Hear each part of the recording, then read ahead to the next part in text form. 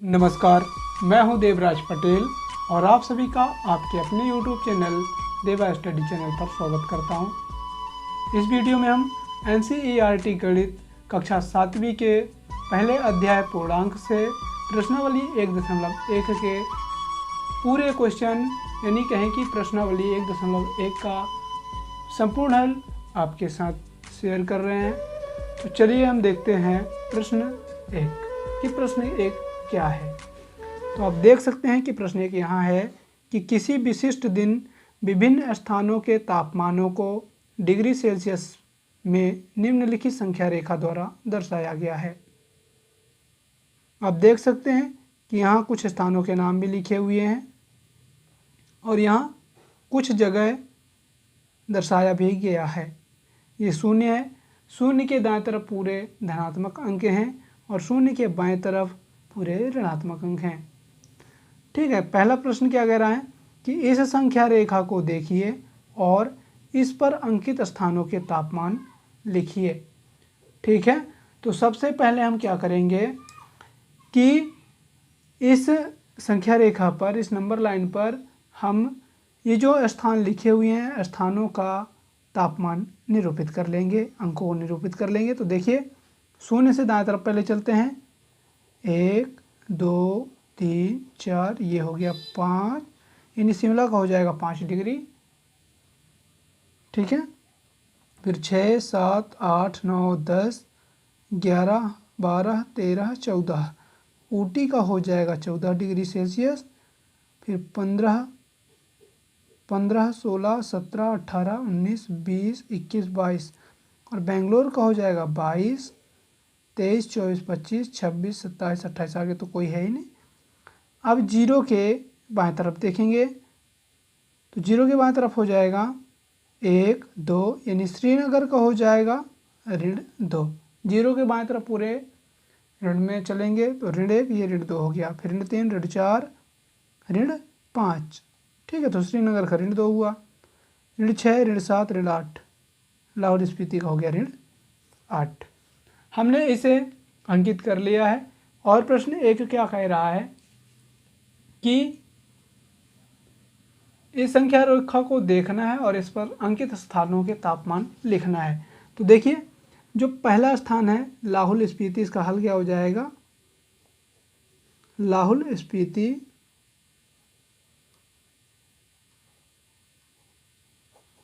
स्पीति का तापमान कितना है? -8 डिग्री सेल्सियस। ठीक है, उसके बाद है श्रीनगर। तो श्रीनगर का तापमान कितना है? श्रीनगर का है -2 डिग्री सेल्सियस। फिर इसके बाद है शिमला। तो शिमला का तापमान है 5 डिग्री सेल्सियस, ये धन में है। फिर है ऊटी। ऊटी का तापमान है 14 डिग्री सेल्सियस। और फिर आता है बेंगलोर। तो बेंगलोर का तापमान है 22 डिग्री सेल्सियस। ठीक है, अब चलते हैं हम बी नंबर पर। अब आ गए हैं बी नंबर पर। बी नंबर क्या कह रहा है कि उपर्युक्त स्थानों में सबसे गर्म और सबसे ठंडे स्थानों के तापमानों में क्या अंतर है। तो सबसे पहले ये देखेंगे कि सबसे अधिक तापमान जिसका होगा वही सबसे गर्म स्थान कहलाएगा और सबसे कम तापमान जिसका होगा वो सबसे ठंडा स्थान कहलाएगा। तो सबसे अधिक है 22 डिग्री सेल्सियस, तो सबसे अधिक गर्म स्थान कहला गया बेंगलोर। और सबसे कम है -8 डिग्री सेल्सियस लाहौल स्पीति का तापमान है, तो सबसे ठंडा स्थान का कहला गया लाहौल स्पीति। ठीक है, तो हमें क्या निकालना है इस पे कि सबसे गर्म और सबसे ठंडे स्थान के तापमान में अंतर। तो पहले लिखेंगे कि सबसे गर्म स्थान का तापमान, यानी सबसे गर्म स्थान कौन सा है? बेंगलोर है और बेंगलोर का तापमान है 22 डिग्री सेल्सियस। फिर दूसरा है, दूसरे में हो जाएगा कि सबसे ठंडे स्थान,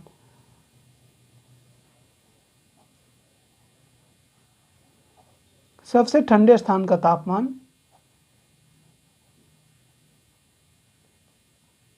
सबसे ठंडे स्थान का तापमान हो जाएगा -8 डिग्री सेल्सियस। ठीक है, अब इन दोनों का अंतर निकालना है। तो क्या हो जाएगा, तापमानों का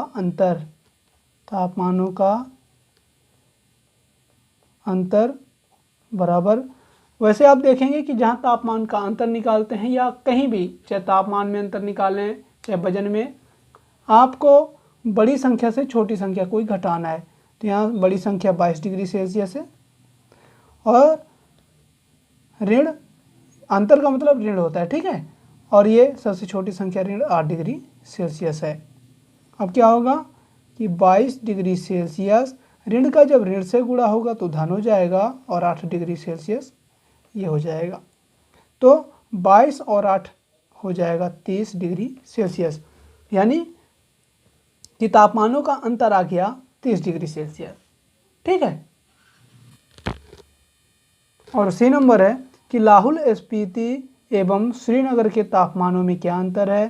तो इसका हल हो जाएगा, पहले लिखेंगे लाहौल स्पीति का तापमान।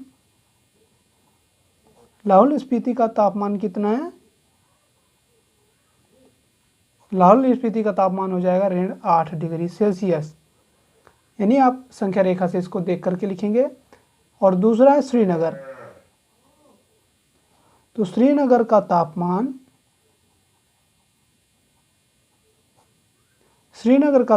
है -2 डिग्री सेल्सियस। अब जब हमने अभी बताया है कि जब आपको तापमान में अंतर निकालना है तो बड़ी संख्या में से छोटी संख्या को घटाना है। यहाँ निकालना है तापमानों में अंतर हो जाएगा, बड़ी संख्या कौन सी है, -8 और -2 में से -2 डिग्री सेल्सियस बड़ी है। तो पहले -2 डिग्री सेल्सियस लिखेंगे, अंतर का मतलब होता है घटाना, और हो जाएगा -8 डिग्री सेल्सियस। -2 डिग्री सेल्सियस से रहेगा, ऋण का ऋण से गुणा होगा तो धन, ये हो जाएगा 8 डिग्री सेल्सियस। और जब 8 डिग्री सेल्सियस में 2 डिग्री सेल्सियस कम होगा तो हो जाएगा 6 डिग्री सेल्सियस, यानी लाहौल स्पीति एवं श्रीनगर के तापमान में 6 डिग्री सेल्सियस का अंतर है। ठीक, अब चलते हैं और आगे। अब आ गए हैं डी नंबर पर, और डी नंबर क्या है कि क्या हम कह सकते हैं कि शिमला और श्रीनगर के तापमानों का योग शिमला के तापमान से कम है। क्या इन दोनों स्थानों के तापमानों का योग श्रीनगर के तापमान से भी कम है। यानी आपको यहाँ ये बताना है कि शिमला और श्रीनगर के तापमान को अगर जोड़ते हैं तो क्या शिमला और श्रीनगर के तापमान का योग शिमला के तापमान से कम आता है। फिर दूसरी बात बताना है कि क्या इन स्थानों यानी शिमला और श्रीनगर के तापमान को अगर जोड़ते हैं तो क्या श्रीनगर के तापमान से भी कम आता है। ठीक है, तो सबसे पहले हमें क्या करना है कि शिमला का और श्रीनगर का तापमान ले लेना है। तो हल में हो जाएगा शिमला का तापमान,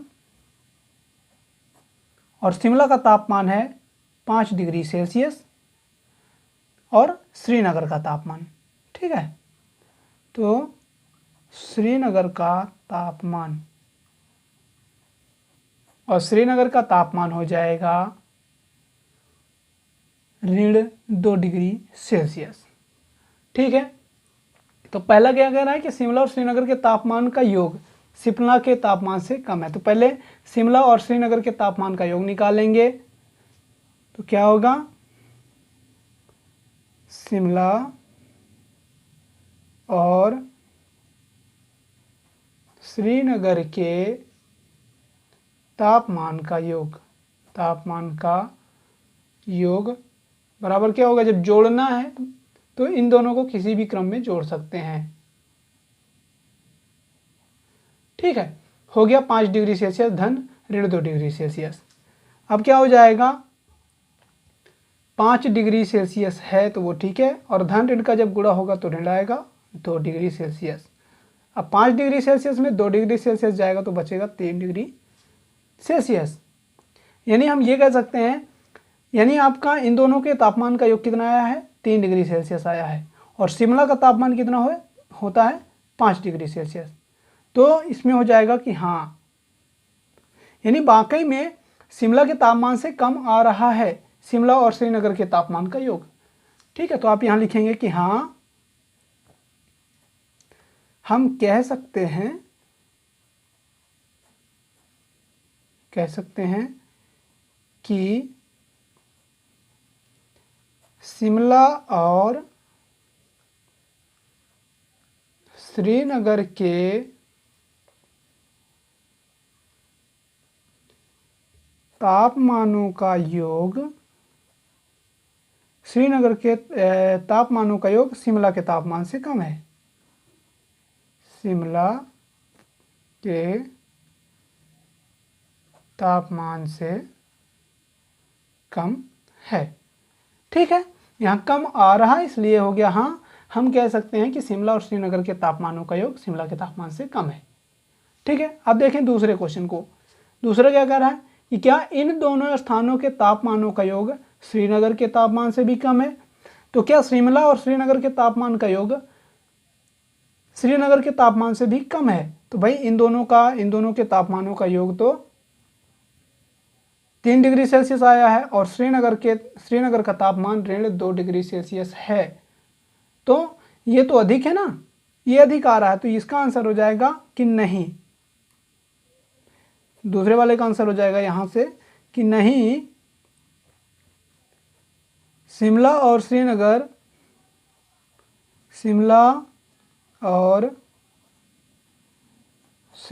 के तापमानों का योग श्रीनगर के तापमान से कम नहीं है, श्रीनगर के तापमान से कम नहीं है। ठीक है, इस प्रकार आपको लिखना है। अगर आपको इस क्वेश्चन का आंसर पूरा लिखना है तो आप वीडियो को रोक लेंगे और वीडियो को रोकने के बाद लिख सकते हैं। ठीक है, अब हम चलते हैं दूसरे नंबर पर। क्वेश्चन नंबर दूसरा क्या है कि किसी प्रश्नोत्तरी में सही उत्तर के लिए धनात्मक अंक दिए जाते हैं और गलत उत्तर के लिए ऋणात्मक अंक दिए जाते हैं। यदि 5 उत्तरोत्तर चक्रों में जैक द्वारा प्राप्त किए गए अंक 25, -5, -10, 15 और 10 थे, तो बताइए अंत में उसके अंकों का कुल योग कितना था। देखिए इसका हल हो जाएगा, यानी आपको ये बताना है कि जैक 5 बार टेस्ट देता है और जब 5 बार टेस्ट देता है तो उसको पहली बार 25 नंबर, दूसरी बार -5 नंबर, तीसरी बार -10, चौथी बार 15 और 5वीं बार 10 नंबर मिलता है। तो उसके कुल अंक कितने होंगे आपको ये बताना है। तो पहले हम लिख लें कि हल में हो जाएगा जैक द्वारा प्राप्त किए गए अंक, जैक द्वारा प्राप्त किए गए अंक तो क्या हो जाएंगे, 25 हो गया, -5, फिर हो गया -10, 15 और 10। ठीक है, तो अब क्या निकालना है कि जैक द्वारा प्राप्त किए गए अंकों का योग। तो हो जाएगा जैक द्वारा प्राप्त कुल अंकों का योग, जैक द्वारा प्राप्त कुल अंकों का योग। कुल अंकों का योग क्या करेंगे तो हो जाएगा ये 25 धन -5 धन -10 और आगे होगा धन 15 धन 10। ठीक है, इसके नीचे लिखेंगे, थोड़ा यहाँ जगह कम है तो आप इसके बाद यहाँ मैं यहाँ लिख रहा हूँ, आप इसके बाद उसे लिख लेंगे। तो क्या हो जाएगा 25 धन ऋण का ऋण, जब धन का ऋण से गुणा होगा तो ऋण हुआ और 5 है तो 5, फिर धन ऋण का ऋण से गुणा हुआ तो ऋण 10 हो गया, धन 15 धन 10। ठीक है, अब देखिए 10 में 10 से 10 कट गया, 15 में 5 गया तो 10 बचा, तो 25 और 10 कितना हो गया, 35 हो गया। यानी जैक का कुल प्राप्तांक 35 है। ठीक है, तो आप लास्ट में लिख भी सकते हो अतः करके, अतः जैक के अंकों का कुल योग, अंकों का कुल योग 35 है। अब हम आ गए हैं क्वेश्चन नंबर 3 पर। क्वेश्चन नंबर 3 है कि सोमवार को श्रीनगर का तापमान 5 डिग्री सेल्सियस था और मंगलवार को 2 डिग्री सेल्सियस कम हो गया। मंगलवार का तापमान क्या था? बुधवार को 4 डिग्री सेल्सियस तापमान बढ़ गया, तो बुधवार का तापमान क्या था? ठीक है, तो चलिए इसको हल करते हैं। पहले लिखेंगे कि सोमवार का तापमान सोमवार का तापमान कितना था? 5 डिग्री सेल्सियस। अब मंगलवार को 2 डिग्री सेल्सियस तापमान कम हो गया है, तो मंगलवार का तापमान क्या हो जाएगा? मंगलवार का तापमान, ठीक है, हो जाएगा मंगलवार का तापमान। तो 5 डिग्री सेल्सियस में से 2 डिग्री सेल्सियस कम हो रहा है, इसलिए हम 5 में से 2 को घटा देंगे। तो 5 डिग्री सेल्सियस में 2 डिग्री सेल्सियस घटेगा तो आ जाएगा 3 डिग्री सेल्सियस। यानी आप यहाँ अतः करके लिख सकते हैं कि अतः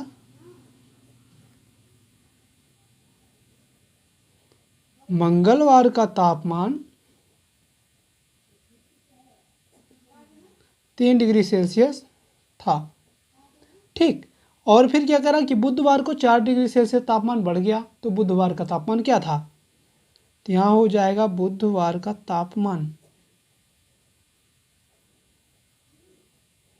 देखिए पहले 3 डिग्री सेल्सियस था मंगलवार को, अब 4 डिग्री सेल्सियस बढ़ता है, तो 3 डिग्री सेल्सियस में 4 डिग्री सेल्सियस को जोड़ देंगे तो हो जाएगा 4 3 7 डिग्री सेल्सियस।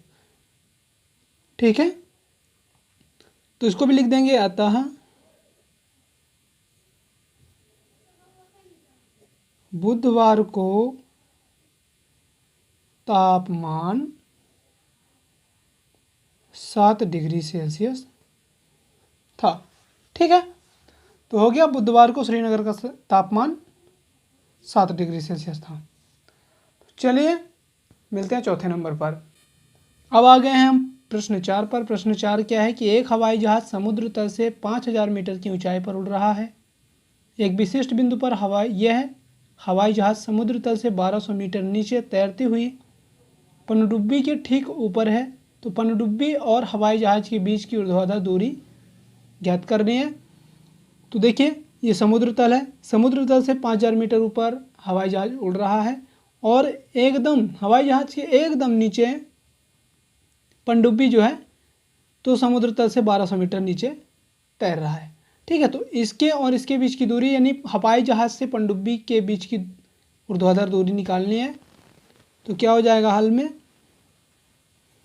इसका क्वेश्चन बड़ा है लेकिन आंसर बहुत छोटा है। देखिए हल में हो जाएगा कि हवाई जहाज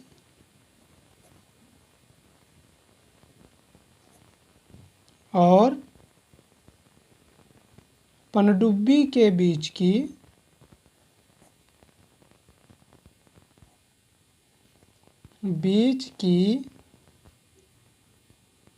ऊर्ध्वाधर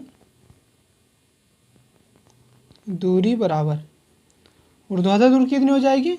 तो 5000 में से 1200 को जोड़ देंगे तो हो जाएगा 5000 मीटर धन 1200 मीटर, तो हो जाएगा 6200 मीटर। अतः करके आप लिख सकते हैं अतः हवाई जहाज और पनडुब्बी के बीच की दूरी 6200 मीटर है। ठीक, अब मिलेंगे हम 5वें क्वेश्चन पर। क्वेश्चन नंबर 5वां है, मोहन अपने बैंक खाते में 2000 रुपये जमा करता है और अगले दिन इसमें से 1642 रुपये निकाल लेता है। यदि खाते में से निकाली गई राशि को ऋणात्मक संख्या से निरूपित किया जाता है तो खाते में जमा राशि को आप कैसे निरूपित करेंगे और निकासी के पश्चात मोहन के खाते में शेष राशि ज्ञात कीजिए। ठीक है, तो मोहन के खाते में 2000 रुपये जमा करता है और 1642 रुपये निकाल लेता है। यदि खाते में से निकाली गई राशि को ऋणात्मक संख्या से निरूपित करेंगे तो खाते में जमा राशि को हम धनात्मक संख्या से निरूपित करेंगे। ठीक है, तो इसका हल हो जाएगा, देखिए आगे हल कि खाते में जमा राशि को हम धनात्मक संख्या से निरूपित करेंगे। ठीक है, धनात्मक संख्या से निरूपित करेंगे। फिर क्या पूछ रहा है कि निकासी के पश्चात मोहन के खाते में शेष राशि ज्ञात कीजिए। यानी पैसे निकालने के बाद मोहन के खाते में कितनी राशि शेष रहती है। तो यहां लिखेंगे निकासी के पश्चात मोहन के खाते में शेष राशि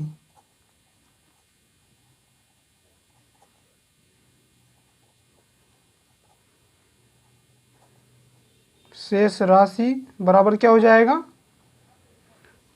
2000 में से 2000 रुपये में से 1642 रुपये को घटा देंगे।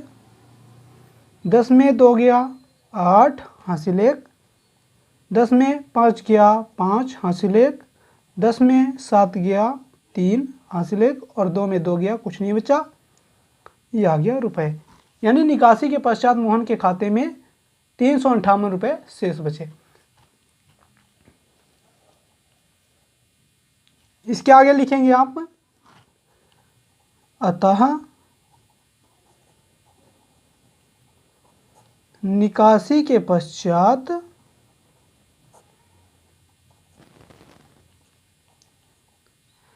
मोहन के खाते में 358 रुपये शेष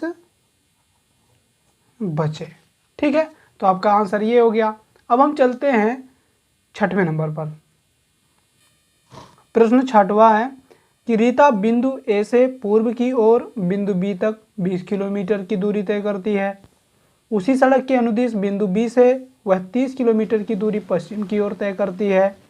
यदि पूर्व की ओर तय की गई दूरी धनात्मक पूर्णांक से निरूपित करेंगे तो पश्चिम की ओर तय की गई दूरी को आप कैसे निरूपित करेंगे, और बिंदु ए से उसकी अंतिम स्थिति को किस पूर्णांक से निरूपित करेंगे। ठीक है, देखिए यहाँ से बिंदु ए से बिंदु बी की ओर रीता चलती है कितने किलोमीटर, 20 किलोमीटर की दूरी तय करती है।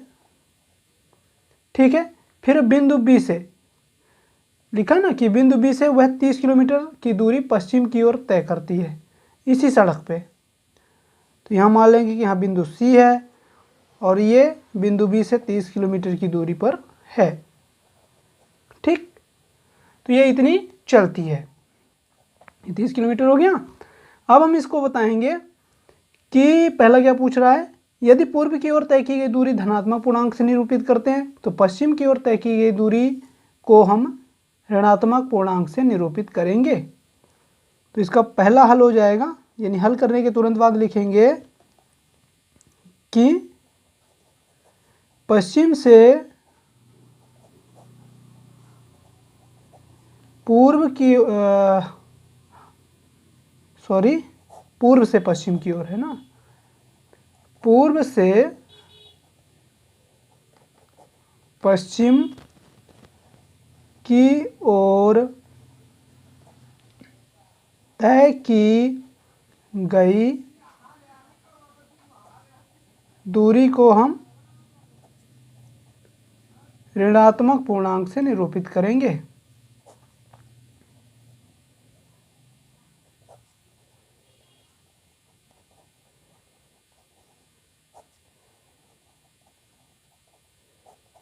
ठीक है, अब क्या बताना है कि बिंदु ए से उसकी अंतिम स्थिति को किस पूर्णांक से निरूपित करेंगे। तो आगे हो जाएगा रीता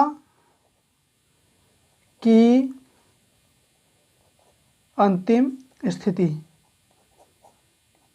ठीक है, तो रीता की बिंदु ए से अंतिम स्थिति निकालना है। तो क्या हो जाएगा, जैसे ये 20 किलोमीटर इधर चलिए तो इसको धन पे लिखेंगे। ठीक है, और 30 किलोमीटर विपरीत दिशा में चलिए तो वो ऋण में होगा, और इन दोनों को जोड़ देंगे। ठीक, तो ये हो गया 20 किलोमीटर, धन का ऋण से गुणा हो तो ऋण हो गया, और आ गया 30 किलोमीटर। अब 20 में 30 तो घटेगा नहीं।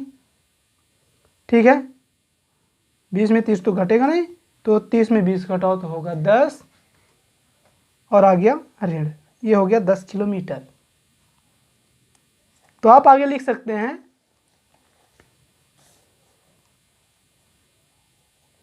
अतः रीता की बिंदु ए से अंतिम स्थिति को ऋणात्मक पूर्णांक से निरूपित करेंगे।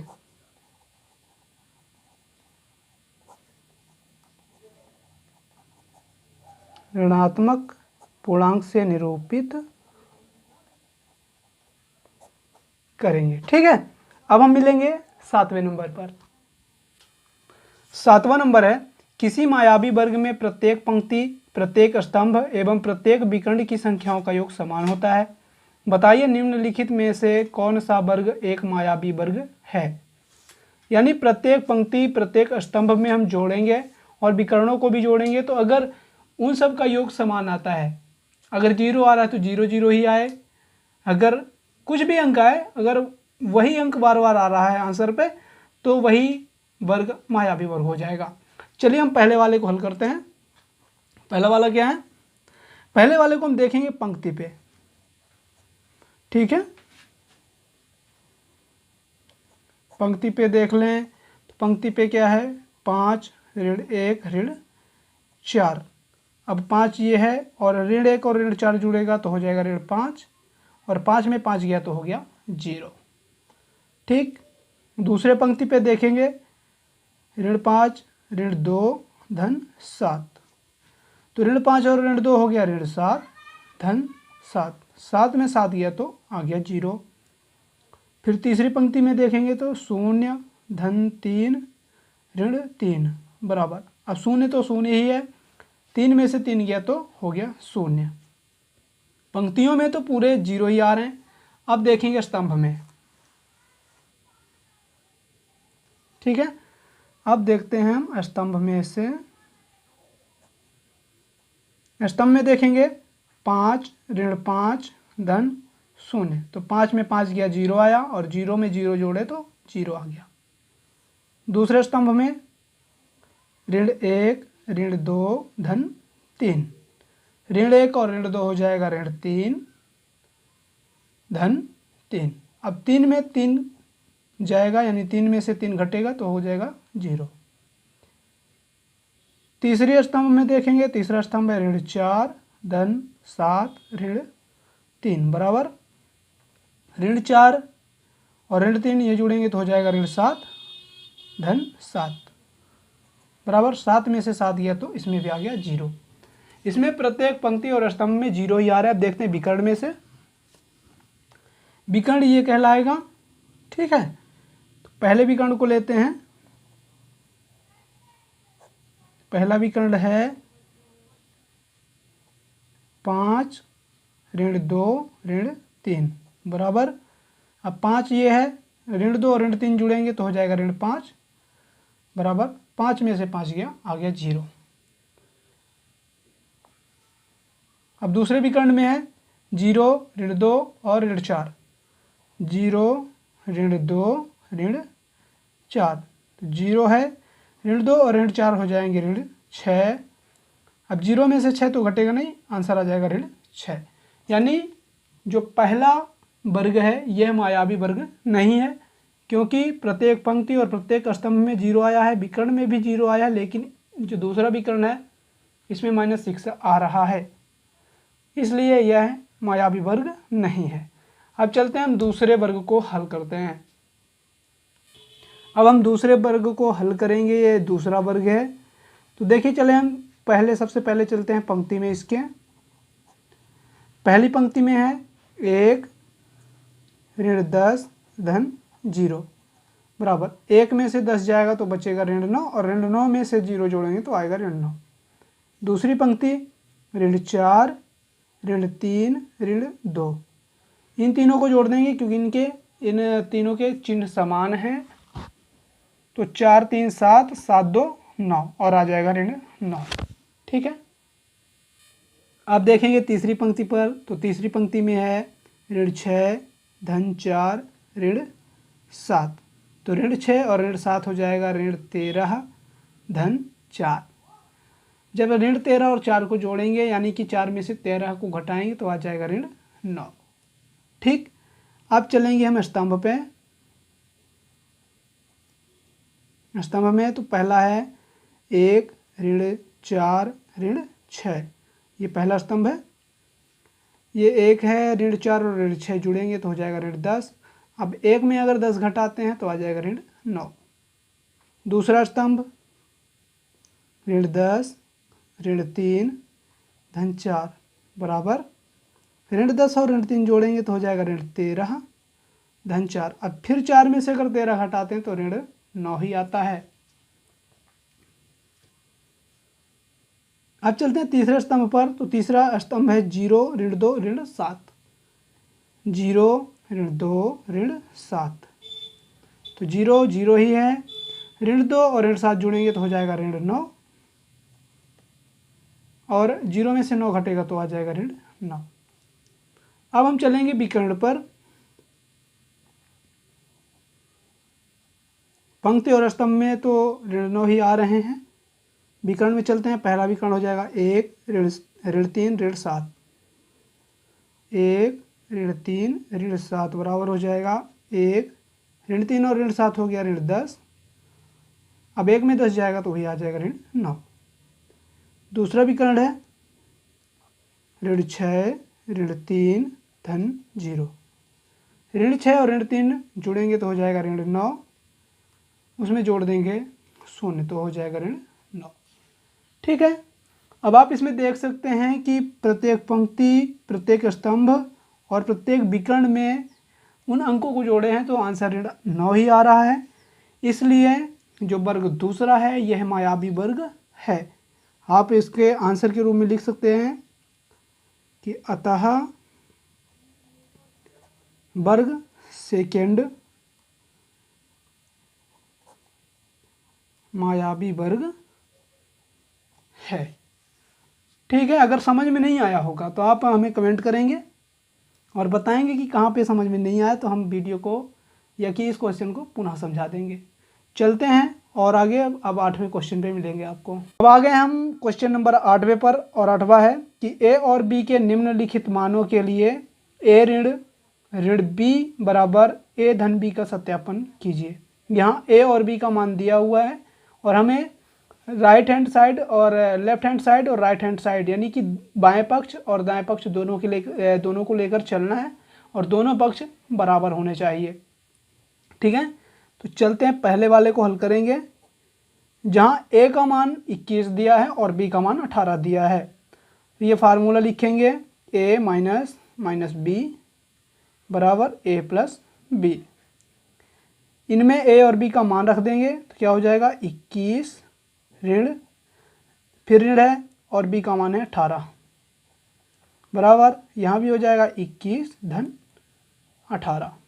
ठीक है, तो यहाँ ऋण का ऋण से जब गुणा होगा, पहले 21 लिखेंगे और ऋण का ऋण से गुणा होगा तो होगा धन और ये 18 उतर आएगा बराबर 21 18 जोड़ देंगे 39 आ जाएगा और ये भी हो जाएगा 39 बराबर 39। यानी ये सत्यापित हो गया है कि हाँ, अगर हम ए और बी का मान लेते हैं, ए माइनस बी पर मान रखेंगे तो ए प्लस बी का आंसर और ए माइनस बी का आंसर बराबर आएगा। अब चलते हैं दूसरे नंबर पर। दूसरे नंबर का ऐसा ही हल करेंगे। a माइनस माइनस बी, ये फार्मूला लिख लेंगे, a प्लस बी। a का वैल्यू यहाँ 118 है और b का 125 है, तो a और b का मान रखेंगे इस पर। तो 118 ऋण 125 बराबर 118 धन 125। ठीक, अब ये हो जाएगा 118 ऋण का धन 125 बराबर, इन दोनों को जोड़ देंगे तो 8 5 13 की 3 हासिल 1, 2 1 3 1 4 1 1 2। अब इन दोनों को भी जोड़ेंगे तो 5 8 13 की 3, 2 1 3 1 4 और 1 1 2। ठीक है, और ये हो गया 243। इसके भी दोनों पक्ष बराबर हो रहे हैं। ठीक है, अगर आप यहाँ लास्ट में लिखना चाहते हैं तो लिख सकते हैं कि बायां पक्ष बराबर दायां पक्ष, या कि अगर इंग्लिश में लिखना चाहते हैं तो LHS इक्वल RHS भी लिख सकते हैं। LHS का मतलब होता है लेफ्ट हैंड साइड और RHS का मतलब होता है राइट हैंड साइड। अब चलते हैं 8वें के तीसरे नंबर पर।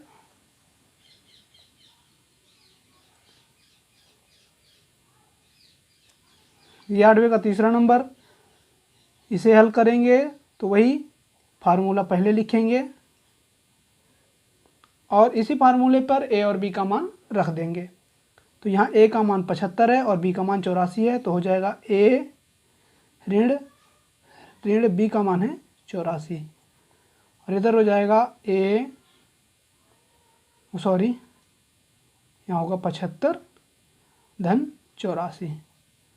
ठीक, अब ये हो जाएगा 75 ऋण का गुणा होगा तो धन 84 बराबर, इन दोनों को जोड़ देंगे 5 4 9 7 8 15।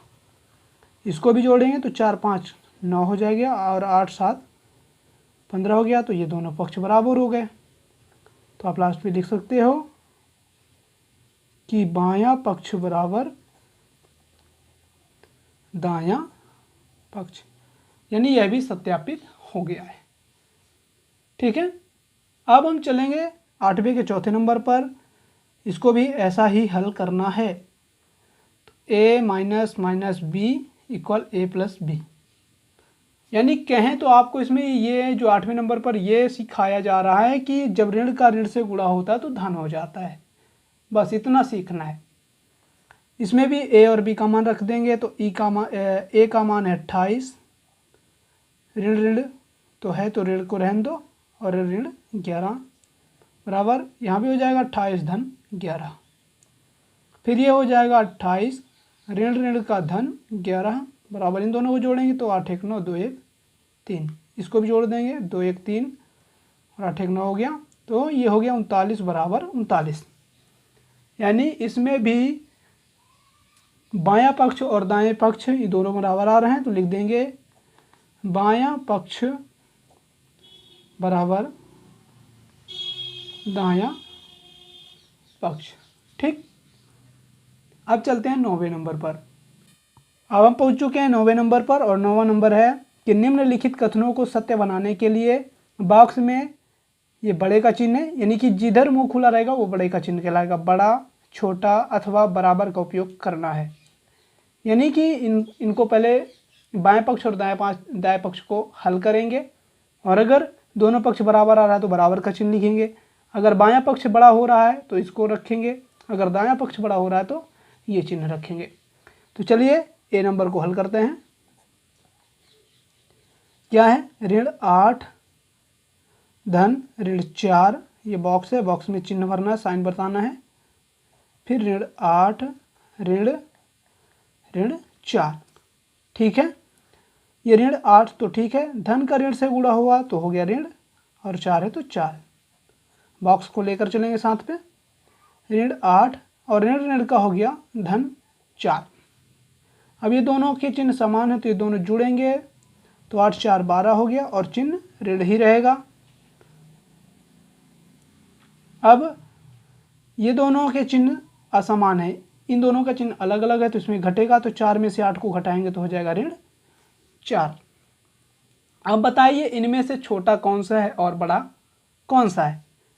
तो आप कहेंगे कि ऋण 12 बड़ा है, लेकिन ये गलत है, क्योंकि अगर कोई भी संख्या बहुत बड़ी है, चाहे 10 अंकों की संख्या हो, अगर उसमें ऋण लगा है तो वो शून्य से भी छोटी कहलाती है। यहाँ तो ये ऋण 4 है, ठीक है। तो ऋण 4 भी शून्य से छोटा है, लेकिन ऋण 12 बहुत ही छोटा है। ऋण 12 ऋण 4 से भी छोटा है, यानी ऋण 4 बड़ा है। तो ऐसा हो जाएगा, यानी जो बड़ा है उसकी ओर ये इस चिन्ह का मुंह खोल के रखेंगे, ठीक है। और अब चलते हैं 90 के बी नंबर पर। अब आ गए हैं 90 के बी नंबर पर, और 90 का बी नंबर है, इसको भी ऐसा ही हल करेंगे। इसमें भी वही चिन्ह लगाना हुआ है।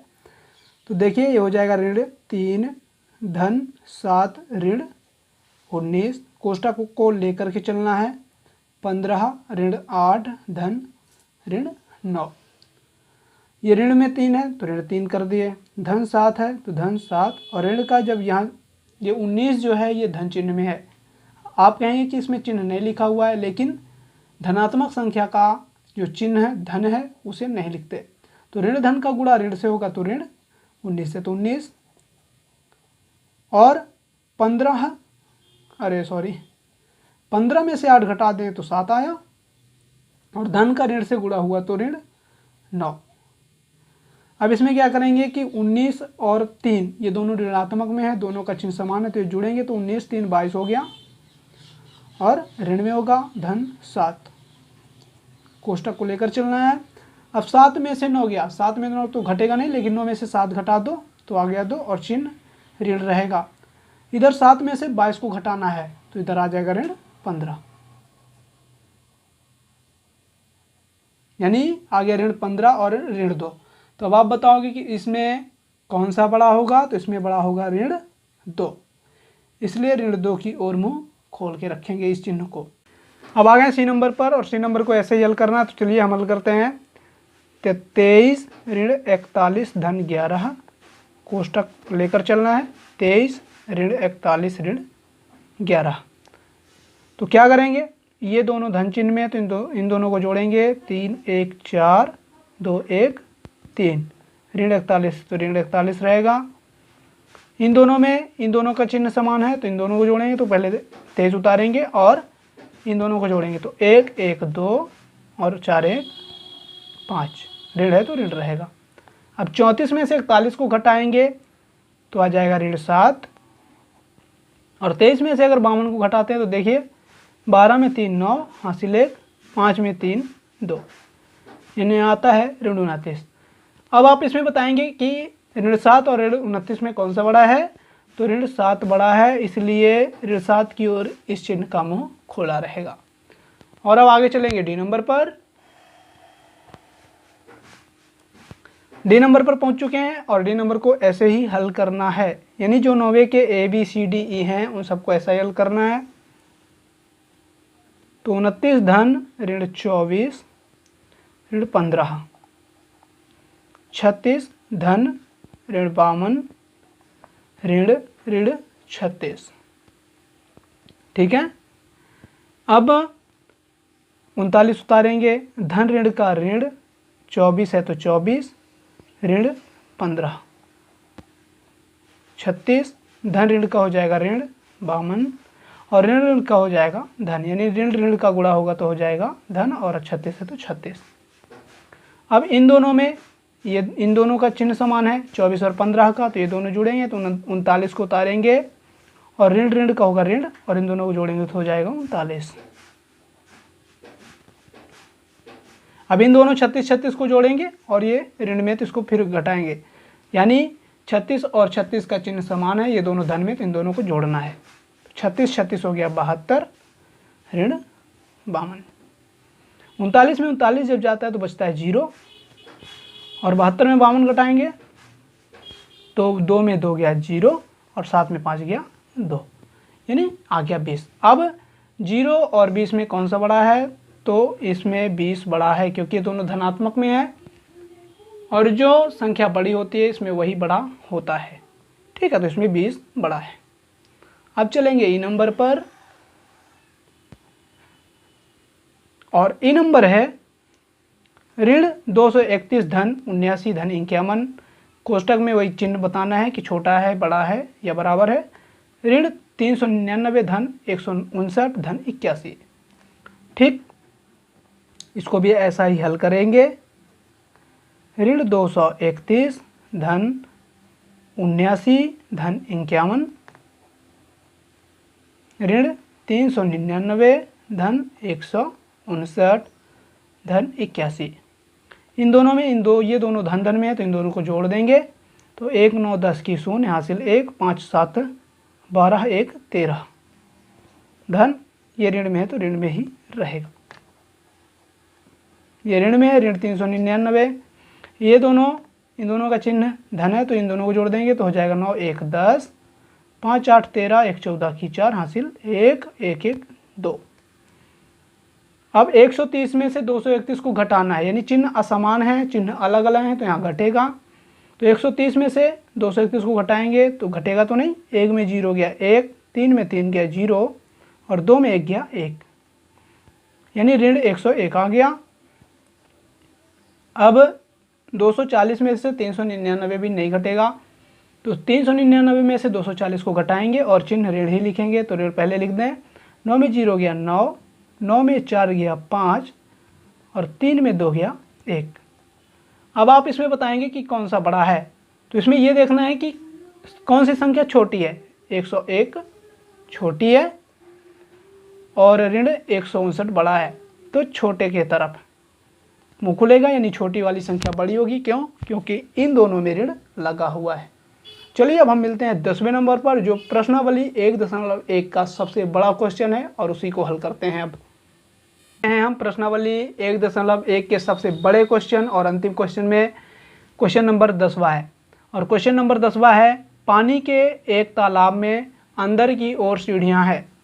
एक बंदर सबसे ऊपर वाली सीढ़ी पर बैठा हुआ है, पानी 9वीं सीढ़ी पर है। ठीक है, तो बंदर करता क्या है?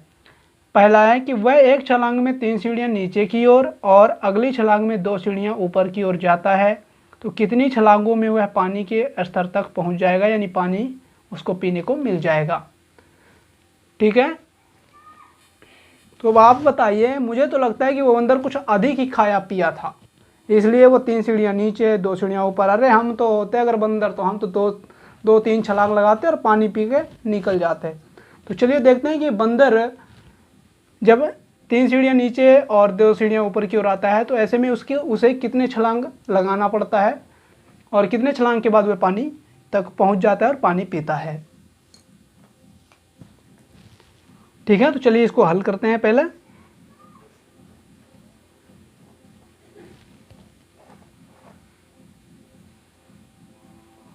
हम सीढ़ियाँ यहाँ लिख लेंगे, 1 2 3 4 5 6 7 8 और ये 9। अभी क्वेश्चन में क्या पता चला कि क्वेश्चन में पता चला कि तालाब में 9 सीढ़ियां हैं अंदर की ओर। ठीक है, और बंदर कहाँ है? यहाँ बंदर पहली सीढ़ी पर बैठा हुआ है, ये मंकी। ठीक है, ये 3 सीढ़ियां नीचे की ओर चलता है। जैसे ही 3 सीढ़ियां नीचे की ओर चला, वो चौथी सीढ़ी पर पहुंच गया और फिर 2 सीढ़ियां ऊपर की ओर चलता है। 2 ऊपर गया तो फिर 4 में था, 1 2 सीढ़ी दूसरी सीढ़ी पर पहुंचा। फिर यहाँ से 3 सीढ़ियां नीचे की ओर चलेगा, तो यहाँ तो था ही 2 पे था ही, 3 4 5 यानी पहुंच गया 5वें नंबर पर। फिर 5वें से 2 सीढ़ियाँ ऊपर की ओर चलता है, 5वें से 2 सीढ़ियाँ ऊपर की ओर तो पहुँच जाता है फिर तीसरे नंबर पर। फिर तीसरे नंबर से वो आता है 3 सीढ़ियाँ नीचे की ओर, यहाँ था 1 2 3 तो पहुँच जाता है 6वें नंबर पर। 6वें नंबर से फिर 2 सीढ़ियाँ ऊपर की ओर जाता है, तो 1 2 तो पहुँच जाता है वो चौथे नंबर पर। अब चौथे नंबर पर बंदर है और फिर वहाँ से 3 सीढ़ियाँ नीचे की ओर चलेगा, तो 1 2 3 तो इस बार पहुँच जाता है 7वें नंबर पर। और 7वें नंबर से बंदर फिर ऊपर की ओर चलता है 2 सीढ़ियाँ, तो 7वें नंबर पर है, 1 2 सीढ़ियाँ ऊपर चलता है तो पहुँच जाता है 5वें नंबर पर।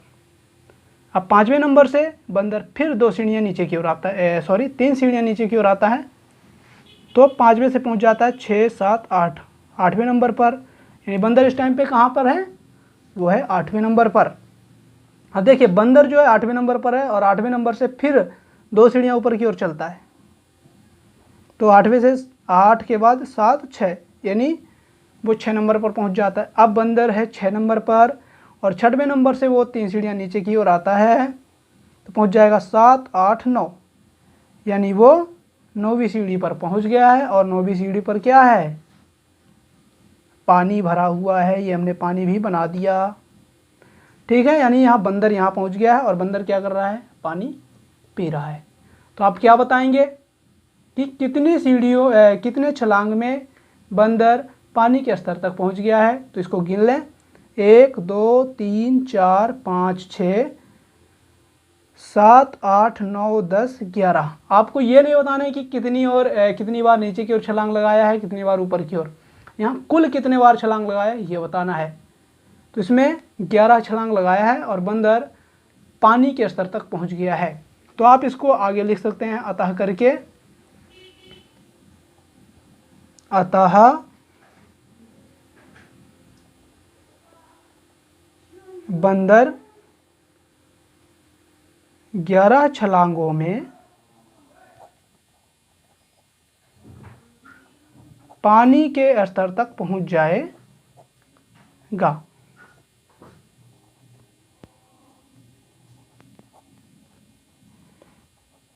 ठीक है, और जैसे ही बंदर पानी के स्तर तक पहुंचा वो पानी पिएगा और वापस फिर चल देगा।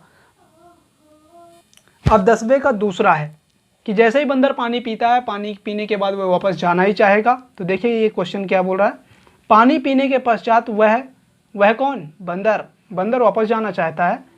इस कार्य के लिए वह एक छलांग में 4 सीढ़ियाँ ऊपर की ओर और अगली छलांग में 2 सीढ़ियाँ नीचे की ओर जाता है। तो कितनी छलांगों में वह वापस सबसे ऊपर वाली सीढ़ी पर पहुंच जाएगा। तो इसमें भी क्या करेंगे, हम 9 सीढ़ियाँ फिर बनाएंगे। तो चलिए इसको भी हल करते हैं। 9 सीढ़ियाँ बना लें, बनाना ही पड़ेगा। 1 2 3 4 5 6 7 8 9। अब बताएंगे कि इस बार बंदर कहाँ है। तो भैया बंदर अभी पानी पी रहा है। ठीक है, यहाँ पानी पी रहा है और बंदर पानी पी चुका है और पानी पीने के बाद बंदर 4 सीढ़ियाँ ऊपर की ओर जाएगा, 2 सीढ़ियाँ नीचे की ओर। यानी वो कुछ खाया तो अधिक था, तो पानी पीने ऐसे नाचते कूदते आया है। अब पानी भी थोड़ा अधिक पी लिया है, तो नाचते कूदते ऊपर की ओर जा रहा है। तो चलिए आगे देखते हैं। बंदर है 9वीं सीढ़ी पर और जब वो ऊपर जाना चाहता है तो 4 सीढ़ियाँ, यानी पहले छलांग में 4 सीढ़ियाँ ऊपर की ओर जाता है। तो 9वें से जब 4 सीढ़ी ऊपर जाएगा तो 8 7 6 5, यानी सीधा पहुंच जाएगा वो 5वीं सीढ़ी पर। ठीक है, फिर बंदर अगली छलांग में पहुंचता है 2 सीढ़ी नीचे की ओर, तो 5 में है, 2 सीढ़ियाँ नीचे की ओर कूदेगा तो 6 7, यानी पहुंच जाएगा 7वें सीढ़ी पर। अब बंदर 7वें सीढ़ी पर है, तो बंदर 7वीं सीढ़ी से फिर 4 सीढ़ियों ऊपर की ओर चलेगा। तो 1 2 3 4, यानी बंदर पहुंच गया 3री सीढ़ी पर और बंदर तीसरी सीढ़ी से 2 सीढ़ियाँ फिर नीचे आता है, तो पहुंच जाता है 5वीं सीढ़ी पर। अब बंदर कहाँ है, अब बंदर 5वीं सीढ़ी पर है। तो बंदर 5वीं सीढ़ी से फिर चलता है ऊपर की ओर 4 सीढ़ियाँ, 1 2 3 4, यानी इस बार बंदर पहली सीढ़ी पर ही पहुंच जाता है। यानी उसने इस बार केवल 5 छलांग लगाए हैं, उसका पानी पचा हो या ना पचा हो आप लोग जानो। ठीक है, तो 5 छलांगों में बंदर 5वीं सीढ़ी पर पहुंच जाता है। देखिए उसको 3 बार ऊपर की ओर जंप करना पड़ा है और 2 बार नीचे की ओर। तो आप इस पे क्या लिखेंगे, इसका आंसर क्या हो जाएगा, अतः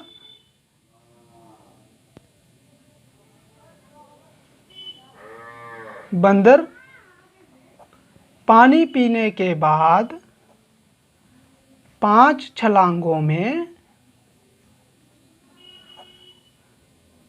वह वापस सबसे ऊपर वाली सीढ़ी पर पहुंच जाएगा। सबसे ऊपर वाली सीढ़ी पर पहुंच जाएगा। ठीक है, आप देख रहे हैं कि जब बंदर ऊपर की ओर चलता है तो उसे हम धन में दर्शाएंगे आगे चल के, या कि कहीं भी। ठीक है, और जब बंदर नीचे की ओर चलता है, यानी जब ऊपर की ओर बढ़ेंगे, आगे बढ़ेंगे, तो उसको धनात्मक में लिखेंगे। अगर नीचे की ओर आएंगे तो उसको ऋणात्मक में दर्शाएंगे। अब चलते हैं 9वें के तीसरे नंबर पर। 9वें का तीसरा नंबर क्या कह रहा है उसको देख लें। अब पहुंच चुके हैं 10वें के तीसरे पर, और 10वें का तीसरा है, यदि नीचे की ओर पार की गई सीढ़ियों की संख्या को ऋणात्मक पूर्णांक से निरूपित किया जाता है और ऊपर की ओर पार की गई सीढ़ियों की संख्या को धनात्मक पूर्णांक से निरूपित किया जाता है, तो निम्नलिखित को पूरा करते हुए भाग ए और भाग बी में उसकी गति को निरूपित करना है। तो पहले क्वेश्चन में आप देखे हैं कि बंदर एक छलांग में 3 सीढ़ियां नीचे की ओर जाता है तो उसको ऋण में दर्शाए हैं, दूसरी छलांग में 2 सीढ़ियां ऊपर की ओर जाता है तो उसको धन में दर्शाए हैं। ठीक है, इसको ही हम पूरा करेंगे, यानी ऋण 3 से शुरू करेंगे और धन 2 पर खत्म करेंगे, या कि ऋण 3 पर खत्म होता है नहीं पता, लेकिन ऋण 3 से शुरू करके हम ऋण 3 धन 2 ऋण 3 करके इसको पूरा करेंगे, और जब बंदर 11 छलांगों में पहुंच जाता है उसको 11 बार लिखेंगे। तो इसको हल करते हैं। ऋण 3 धन 2, फिर हो जाएगा ऋण 3 धन 2, क्योंकि बंदर नीचे 3 सीढ़ियां आता है, 2 ऊपर जाता है, ये धन में हो गया। तो ये बंदर पहले जब पानी पीने जाता है तो वो 11 छलांग लगाने पड़ते उसको, तो ऋण 3 के बाद हो जाएगा धन 2, फिर ऋण 3 धन 2, फिर ऋण 3 धन 2, फिर ऋण 3 धन 2, 1 2 3 4 5 6 7 8 9 10 हो गए हैं, और एक बार लिखेंगे ऋण 3। ये 11 छलांग पूरे हो गए। ठीक है, यहाँ लिखेंगे बराबर, इसके आगे नहीं है जगह इसलिए मैं नीचे लिख रहा हूँ, आप इसके आगे लिख लेंगे। अब देखिए इसको क्या करेंगे, इन सबको जोड़ेंगे, नहीं आप यहाँ भी लिख सकते हैं, कोई दिक्कत नहीं है। ठीक है, तो ऋण ऋण वाले जुड़ जाएंगे, 1 2 3 4 5 6, यानी 6 बार 3 है तो 6 का 3 से गुणा कर देंगे, और पूरे ऋण में है तो हो जाएगा ऋण 18, और जो 2 है वो धन धन में ही है, तो 2 1 2 3 4 5, तो ये जो धन 2 है वो 5 बार है, तो 2 पंचे 10 हो जाएगा। अब 10 में से 18 घटेगा नहीं। ठीक है, 10 में से 18 नहीं घटेगा तो ये हो जाएगा 10 में से 18 नहीं घटता तो हो जाएगा ऋण 8, यानी 18 में से 10 घटा है तो 8 हुआ, और ऋण है तो ऋण रहेगा। ऐसे ही दूसरे को भी पूरा करना है।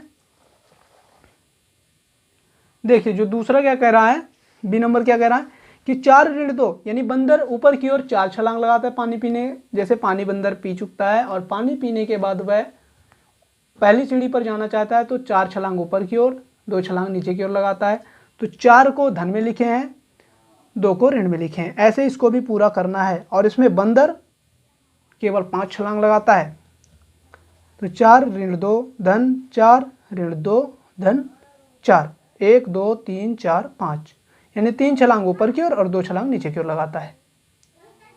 ठीक है, अब क्या हो जाएगा, आप इसको ऐसा ही डायरेक्ट 8 भी लिख सकते हो, जैसे इसमें मैंने थोड़ा आगे हल कर दिया है, और अगर ऐसा नहीं लिखना है तो आप इसे हल भी कर सकते हैं। क्या हो जाएगा, 4 4 8 और 8 4 12, ऋण 2 और ऋण 2 हो जाएगा ऋण 4, तो 12 में 4 जाएगा तो बचेगा 8। इस तरह ये दोनों पूरे हो जाते हैं। ठीक है, यानी बंदर की गति को ये निरूपित करते हैं कि ऋण 3 धन 2, यानी ऋण 3 सीढ़ियाँ नीचे की ओर फिर ऊपर की ओर, ऐसे ही 11 बार छलांग लगाता है, तो ये इसका आंसर ऋण 8 आता है और इसमें 8 आता है। अब चलते हैं जो 10वें के तीसरे में, तो जो 10वें का तीसरा है, तीसरे में भी 2 हैं, पहला मैंने समझा दिया, अब ये है दूसरा नंबर, थोड़ा इसको भी देख लें, और ये इस वीडियो का आखिरी क्वेश्चन भी है। देखिए यहाँ क्वेश्चन क्या कह रहा है कि ए में योग ऋण 8 सीढ़ियाँ नीचे जाने को निरूपित करता है, तो बी में योग 8 यहाँ सीढ़ियाँ होना चाहिए, किसको निरूपित करेगा। यानी ए में योग जो ऋण 8 आ रहा है तो वो ऋण में है, इसलिए इससे पता चलता है कि वो बंदर नीचे की ओर गया है ना। तो इसको हमने, तो बी में योग 8 जो धन में 8 आ रहा है ये किसको निरूपित करेगा, तो इसका हल हो जाएगा या उत्तर कि बी में योग, ये जो धन में 8 है, 8 सीढ़ियाँ, 8 सीढ़ियाँ ऊपर जाने को निरूपित करता है।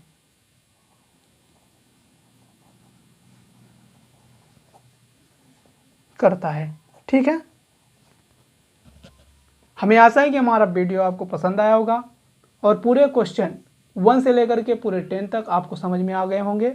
वीडियो थोड़ा लंबा हो गया है, इसके लिए हम माफ़ी चाहेंगे। और अगर आपको जो भी क्वेश्चन समझ में नहीं आया है, आप उस पर कमेंट करेंगे हमें और बताएंगे कि ये क्वेश्चन समझ में नहीं आया, तो हम उस क्वेश्चन पर दूसरा वीडियो बनाएंगे, दूसरी बार समझा देंगे। धन्यवाद।